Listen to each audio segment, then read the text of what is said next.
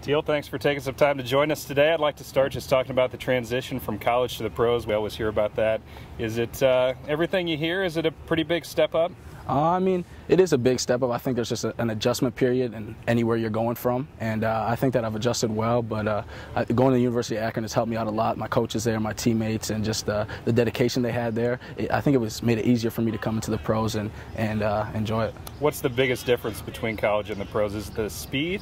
I would say the speed of play, and you could just tell that everybody's coming into training just with a passion, just hard, like, you know, not letting up and giving everything they got.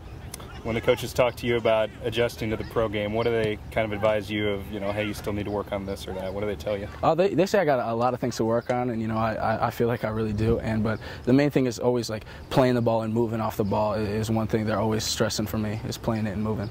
You've started the last 2 weeks. How do you feel like your first two professional starts have gone? I think they've gone well. I mean, we as a team haven't done the best that we could be doing, and, you know, I want to start winning more. But I mean, I feel like personally I'm doing pretty well. Still got a lot of things to improve on, but overall I'm enjoying it and having fun. Is it tough for you guys to keep your head up? I know you're in a tough slump right now, but the team's not playing that bad. Is it, you know, how do you deal with that stuff mentally? I don't think it's tough. I mean, but, you know, we just got to start coming into training with a different mindset that we're going to win every game and, you know, not be scared and be hungry for it. And I think that's what it comes down to, is being hungry for the game and loving it, not going into the game scared or nervous, you know, just going out there and leaving it all on the field.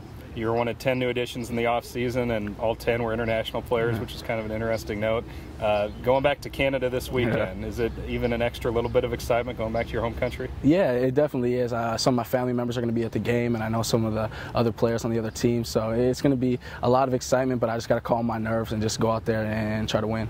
You've started one game at home and one game on the road. Is it different preparation going away from home? I think I prepare for all the games the same. Like, there might be different distractions that I have to be aware of on the road, but overall I do the same kind of routine.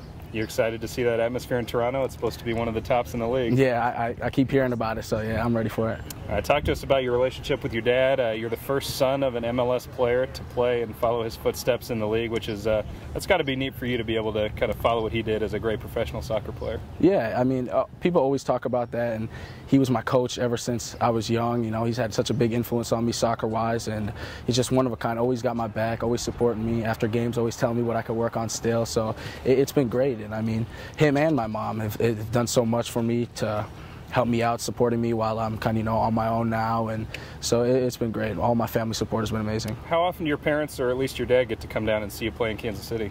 They've been to 2 games so far since I've been here. So. And then you mentioned he calls you after games. Do you guys talk on a daily basis, or is it just once or twice a week, or what's it like? Usually we try to talk every day at least, or once every other day. But usually after the games, he's definitely going to be talking to me, telling me what I can improve on and things like that. So if he's not there, he's watching every game live? Oh yeah, he's watching every game, definitely. All right, what do you like to do when you're not playing soccer? I live down in the plaza, so I like walking around there. Me and Michael Harrington hang out a lot, so I do that. I like to read a lot. Kind of just hang out, not too much. I don't like going out and stuff like that, so I'm kind of just low-key. All right, I know you're a very religious person, and maybe you could talk about how important that is in your life. That's my main priority, you know. Growing up, my dad always would stress it, and something just clicked when I went to the University of Akron. Steve Zakawani, a great friend of mine, he just opened my eyes and blew my mind about a whole new world, and that, you know, life's bigger than soccer is. You know, you got to have you can't put everything into soccer, and I feel my faith in Christ is just amazing.